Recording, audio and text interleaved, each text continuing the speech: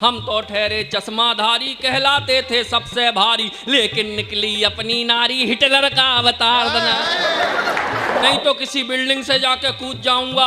Public में से एक उठा, बोला साथ चल, धक्का मैं लगाऊंगा।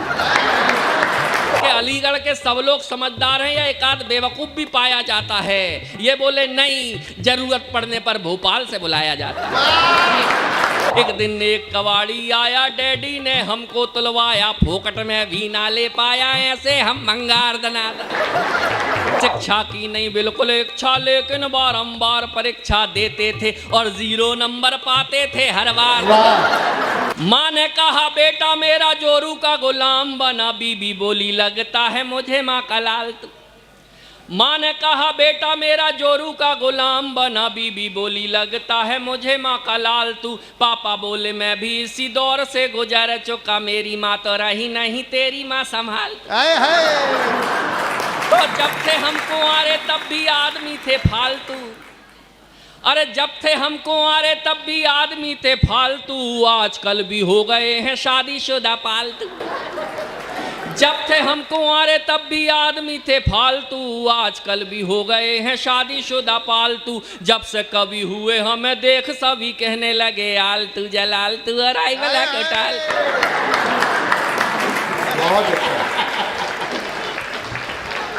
अभी 3 दिन पहले एक कवि सम्मेलन में मैंने बड़ी देर तक कविता सुनाई, किसी ने ताली नहीं बजाई। मेरा दिमाग खराब हो गया, गुस्से में जोर से चिल्लाया कि लगता है जितने बैठे सब कसम खा के आए कि ताली नहीं बजाएंगे। लेकिन मैं भी कसम खा के आया कि ताली तो बजवा के रहूंगा, नहीं तो किसी बिल्डिंग से जाके कूद जाऊंगा। पब्लिक में से एक उठा, बोला साथ चल, धक्का मैं लगाऊंगा। आप सब लोग समझदार हैं, कहने की जरूरत ना पड़े, भगवान कसम इतने समझदार है। मफत लाल जी जैसे ही मैं आया, मथुरा पहुंचा तो मफत लाल जी बोले दीपक दनादन तुम भोपाल से आए हो, याद रखना अलीगढ़ के क्षत्रिय लोग बड़े समझदार हैं। मैंने कहा अच्छी बात है भाई साहब।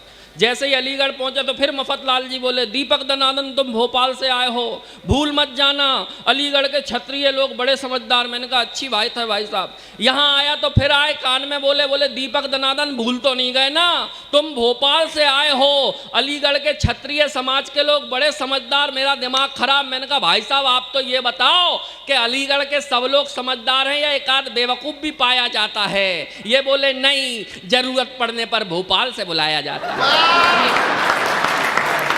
अच्छा है दीपक, बहुत अच्छा है। ये हास्य कवियों की भगवान कसम स्थितियां हो गई हैं और आप लोग तो बड़ा अच्छा सुन रहे हैं, इतना खतरनाक सुन रहे हैं कि पूछो ही मत। कभी कभी ये स्थितियां नहीं होती, हमारे घर में हमें ये इज्जत नहीं मिलती।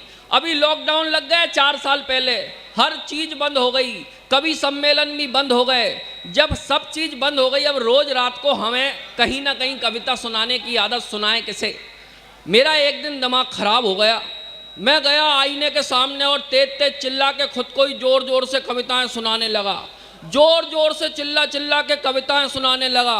चिल्लाते चिल्लाते मेरे दिमाग में ख्याल आया, मैंने अपनी धर्मपत्नी को बुलाया। मैंने कहा यार मैं इतनी जोर जोर से चिल्लाता हूँ, ये पड़ोसी सुनते होंगे तो क्या सोचते होंगे, अपना सिर खुजाते होंगे कि बाल नोचते होंगे। मेरी पत्नी ने जो जवाब दिया, अगर मज़ेदार लगे तो अब एक भी हाथ खामोश नहीं रहना चाहिए। अपनी ताली और ठहाकों से बताना कि कवि सम्मेलन को कहाँ तक ले जाना चाहते हो। मैंने कहा यार मैं इतनी जोर जोर से चिल्लाता हूँ, ये पड़ोसी सुनते होंगे तो क्या सोचते होंगे, अपना सिर खुजाते होंगे कि बाल नोचते होंगे। मेरी पत्नी बोली चिंता मत करो, ना कोई कुछ सोचता है ना कोई कुछ कहता है, क्योंकि सबको पता कि अपने पड़ोस में एक पागल रहता है।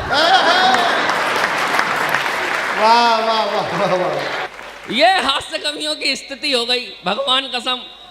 आइए, लोग मुझे दनादन कहते हैं। दनादन क्यों कहते हैं? क्योंकि मेरे साथ घटनाएं दनादन होती हैं। एक छोटी सी रचना आपको अपने परिचय की सुनाता हूँ, आनंद लेना। अरे बिन बुद्धि धरती पे आए और धरा के बोझ कहाए, गेंडे जैसा होता जाए काया का विस्तार दनादन। बिन बुद्धि धरती पे आए और धरा के बोझ कहाए, गेंडे जैसा होता जाए काया का विस्तार दनादन। शिक्षा की नहीं बिल्कुल इच्छा, लेकिन बारंबार परीक्षा देते थे और 0 नंबर पाते थे हर बार। तो कक्षा में टीचर जी सूते, घर में पापा मारे जूते। वाह वाह कक्षा में टीचर जी सूते, घर में पापा मारे जूते। बड़े निठल्ले सांड हो गए, खाते खाते मार दनादन। एक दिन एक कबाड़ी आया, डैडी ने हमको तुलवाया, फोकट में भी ना ले पाया, ऐसे हम भंगार दनादन। मेरा एक दोस्त है आफताब, उसने नई इको की मशीन ली माइक की, और उस पर लिख दिया बिकाऊ है। मैंने कहा अबे तूने अभी 2 महीने पहले ही तो ये मशीन ली, इस पे बिकाऊ है क्यों लिख दिया? बोले दीपक भाई ये मशीन मेरा काम लगवा के मानेगी। मैंने कहा हुआ क्या? अरे बोले इसमें एक बार बोलो तो 3 बार आवाज आती है, हेलो हेलो हेलो। तो मैंने कहा उससे तुझे क्या दिक्कत है? बोले अगर किसी ने अगर गलती से खड़े होके बोल दिया तलाक। बहुत अच्छा है, वाह वाह वाह वाह, बहुत अच्छा है भाई, वाह वाह। अरे बिजनेस भी बर्बाद कर दिया, आती जाती कन्याओं की छोटी छोटी मुस्कानों पर देते रहे उधार दनादन। बिजनेस भी बर्बाद कर दिया, आती जाती कन्याओं की छोटी छोटी मुस्कानों पर देते रहे उधार दनादन। वंचित रहे प्रेमिकाओं से, बॉयफ्रेंड की भूमिकाओं से, हर कन्या ने हम में देखा भैया का किरदार दनादन। तो हमने तिकड़म खूब लगाई, जैसे तैसे एक पटाई। मुझे लगता केवल भाभी जी को ही समझ में आ रही है। अरे हमने तिकड़म खूब लगाई, जैसे तैसे एक पटाई, फेरे लेके बनी लुगाई, टुन टुन सी दमदार दनादन। हमने तिकड़म खूब लगाई, जैसे तैसे एक पटाई, फेरे लेके बनी लुगाई, टुन टुन सी दमदार दनादन। हम तो ठहरे चश्माधारी, कहलाते थे सबसे भारी, लेकिन निकली अपनी नारी हिटलर का अवतार दनादन। मेरे मामा कहते थे कि सुबह सुबह जल्दी उठ के सड़क पे दौड़ लगाया करो, स्वास्थ्य अच्छा होता है। भगवान कसम एक दिन उठ गया सुबह 4 बजे, फिर क्या हुआ कि सुबह सुबह कसरत को जागे, सूनी सड़क और हम भागे। सुबह सुबह कसरत को जागे, सूनी सड़क और हम भागे, देख अकेला हमको पीछे पड़ गए कुत्ते 4 दनादन। सुबह सुबह कसरत को जागे, सूनी सड़क और हम भागे, देख अकेला हमको पीछे पड़ गए कुत्ते 4 दनादन। ओलंपिक का दौड़ विजेता भी ना लगता अपने आगे, बिना पदक के रेस जीत गए, ऐसी थी रफ्तार दनादन। तो बचपन में थी चड्डी ढीली, चड्डी पकड़ कबड्डी खेली। अरे बचपन में थी चड्डी ढीली, चड्डी पकड़ कबड्डी खेली, सब हमको हम चड्डी पकड़े फिर भी लाइन पार दनादन।